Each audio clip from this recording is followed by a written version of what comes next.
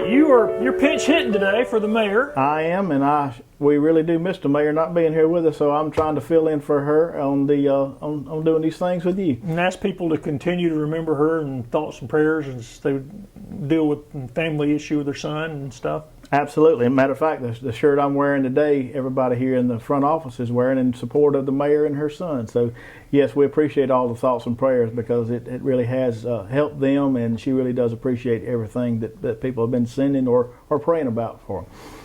2022 has been a busy year for Belton. Let's talk about what all's happened in Belton this year. Well, 2022, I don't know what all the mayor has talked with you in previous interviews about, but we've police department, we've just got a new grant from the Department of Public Safety for 17 body cameras and 17 in-car cameras.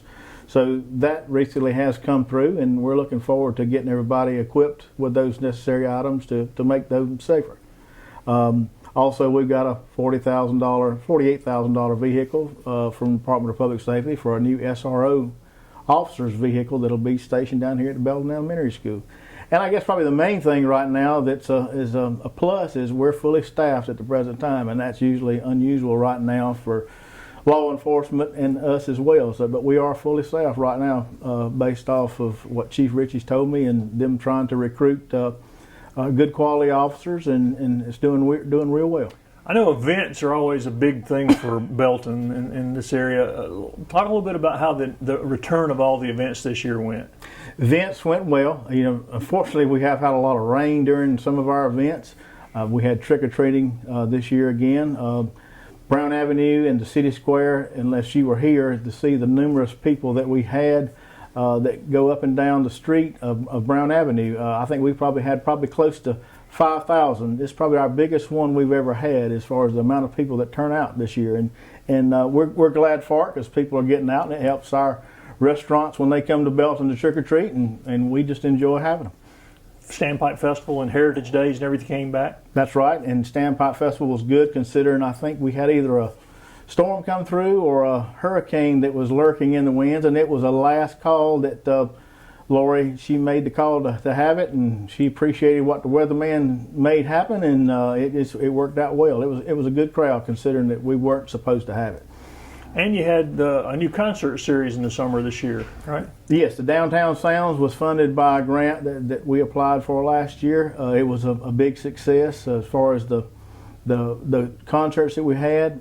We are going to try to move into that again this coming year, and hopefully it'll be another big success for us again coming up next year, starting in the spring.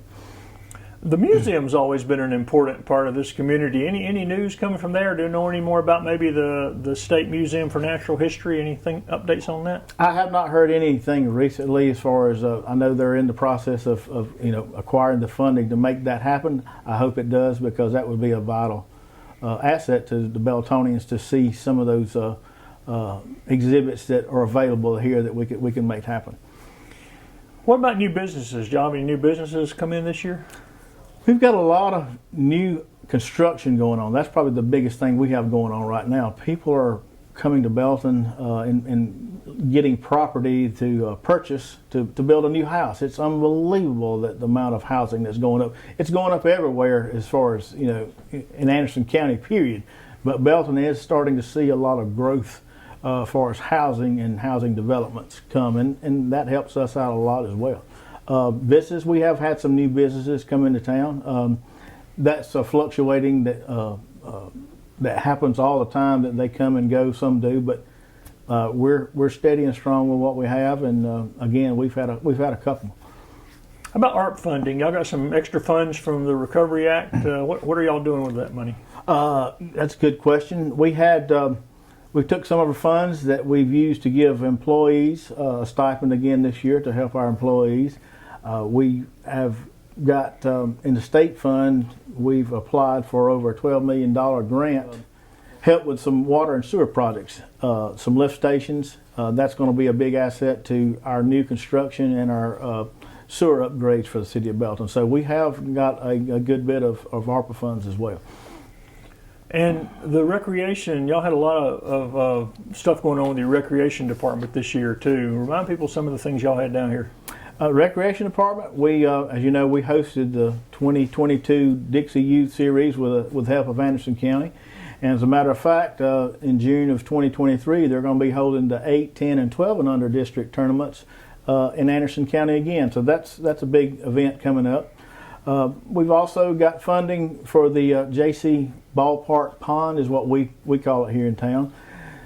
We are able to get a grant, and they're going to be a 2-year process that we upgrade this pond and bring it back to life. When a lot of us were kids that are my age, people used to go fishing in that pond. Well, it's grown up and become desolate over a period of years, and that's going to be a 2-year project that's really going to help us bring that pond to life, and hopefully we can get some younger kids and parents into fishing and seeing what pond life is all about.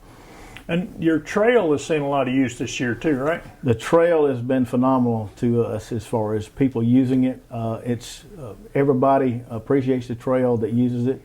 And even with this upcoming trail that they're doing a study on for Anderson County, we hope that comes in and see how that takes off after they do this study, and maybe it'll tie us into that, and we'll go from there. But the walking trail, the bubblegum trail, has been phenomenal as far as people getting out and exercising.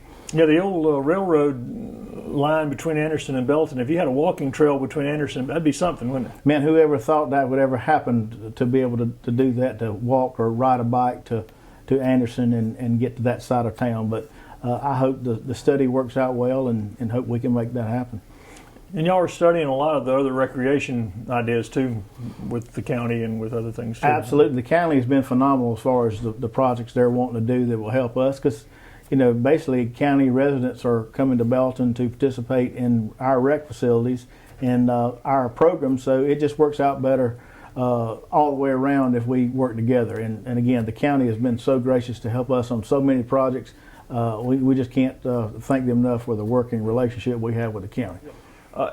Before we completely forget about recreation, the new kayak launch here is a major announcement for Belton. Talk about how that's going to help the area.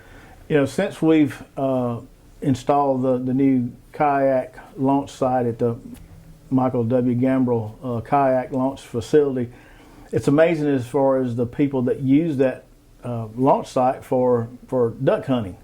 So we've recently acquired some funding through Anderson County, and Steve Newton helped us get, that we'll be putting in a boat ramp at the launch site.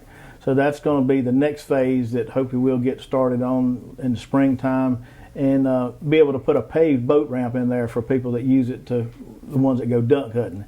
And it's just amazing how many boats and trucks that you see parked down there rather than kayaks. So we look forward to that and trying to step that up another notch to be able to make it a complete facility.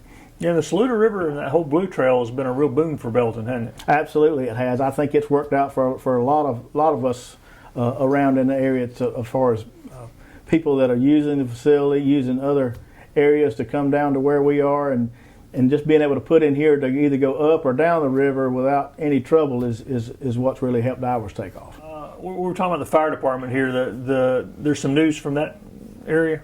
Yep. We actually ordered 2 new fire trucks last year, as a matter of fact, and hopefully we'll be getting delivery from those here in the next couple of months. They've been pushed back several times due to construction and supply, so they're facing the same problem.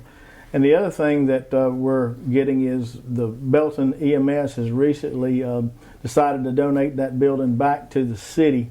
We're going to use it for, not fully decided everything we're going to do with it, but the fire department will come to play in the use of that facility for as equipment storage and being able to use it at that point. We hope to make it a totally complete building with other parts of the city using it as well. But we're looking forward to that. That'll be a big asset to us. As everyone knows, that we also were granted Duke Energy granted us 2 charging stations for electric vehicles. They have been completed. All the thing we're waiting on right now is the installation of the transformer to tie the Duke Energy into the charging stations. Well, they'll be ready to go, but hopefully we can get that took care of in the next couple of months, and then we'll be able to offer electric charging station here for people coming through the city or that needs to charge somewhere on their way to their direction is what we're hoping for. What are some of the things that leadership and the council had identified as priorities for the coming year? Well, come January, we'll have a council retreat, and with that retreat, we'll discuss what the council wants to do. We've got a new elected council member, Joshua Hawkins. He's going to be a vital asset to our council and government, and we'll probably break down those items that we want to make a priority in January when we do our retreat. But always, our public safety is number one, and our citizens and our employees that we have here at the city is always top priority. But I think they'll lay out some good programs and some good ideas come January. And I guess roads will be on that agenda. Roads is always. Do I have a lot of municipal roads here? Well, we have roads, and that's always a good question depending on where you go and how you ask it. We take what funds we can get from C funds, and then we match it to the best we can with what we can do, and then we pave what roads we can other than what the state has that comes through Belton, and we pave what we can. We've got 3 roads that we're going to be upcoming paving this coming cycle that we've done, and we'll try to get more than the next time the cycle comes around.